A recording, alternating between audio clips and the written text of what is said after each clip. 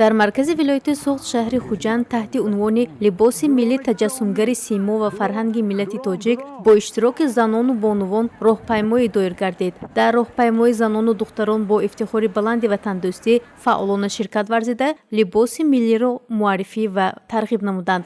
роҳпаймои ҷиҳати иҷрои амри президенти ҷумҳурии Тоҷикистон бо мақсади ҳифзи арзишҳои миллии фарҳангӣ, риояи тарзи дурусти либоспӯшӣ, устувор нигоҳ доштан ва тарғибу ташвиқи фарҳангу арзишҳои миллӣ, баланд бардоштани ҳисси ватандӯстиву хештаншиносӣ ва пешгирии бегонапарастӣ баргузор шуд. мусаллам аст ки либоси миллӣ яке аз нишонаҳои асосии фарҳангу тамаддун, таҷассумгари расму оин, нишони зебоипарастӣ ва ифтихори мамлакатҳои мухталифи дунё ба шумор меравад.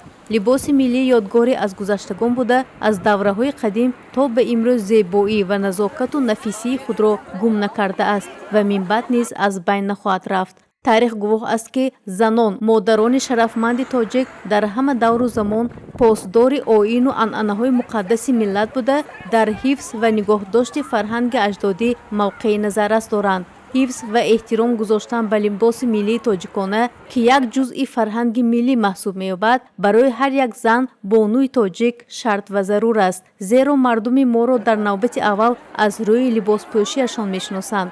намояндаи мақомоти маҳаллии ҳокимияти давлатии шаҳр зимни баромад иброз дошт ки дар даврони соҳибистиқлолии кишвар таваҷҷӯҳи пешвои миллат президенти ҷумҳурии Тоҷикистон муҳтарам Эмомалӣ Раҳмон ба эҳёи ҳунарҳои мардумӣ, ташвиқу тарғиби либоси миллӣ беш аз пеш зоҳир мегардад, зеро ба бар намудани либоси миллӣ бо нақшҳои зебо ва гуногунрангии худ ба ҳусни занону духтарони тоҷик ҳусни дигар зам намуда, ҳисси зебоипарастӣ ва табъи хушу болидаи бонуи тоҷикро боз ҳам меафзояд.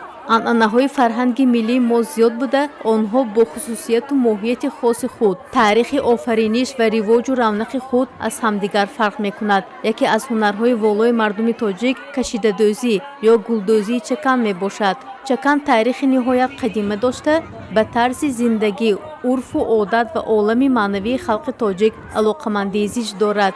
чакан ҳамчун либоси миллӣ диққати ҷаҳониёнро ба худ ҷалб намуда, моҳи ноябри соли 2018 он ба феҳристи мероси ғайримоддии ЮНЕСКО ворид шуда, дар арсаи ҷаҳон маъруф гардид. либоси миллии дигari халқи тоҷик атласу адрас мебошад ки имрӯз дар Тоҷикистон чандин навъи атласу адрас истеҳсол шуда, бонувони тоҷик аз ин навъи матоъҳои миллӣ либоси миллӣ медӯзанд. халқи тоҷик воқеан ҳам либоси миллӣ ва фарҳанги либоспӯшии хоси худро дошта, дар ин замина моро дар ҷодаи дарку шинохти арзишҳои воқеии милливу башарӣ пеш мебарад.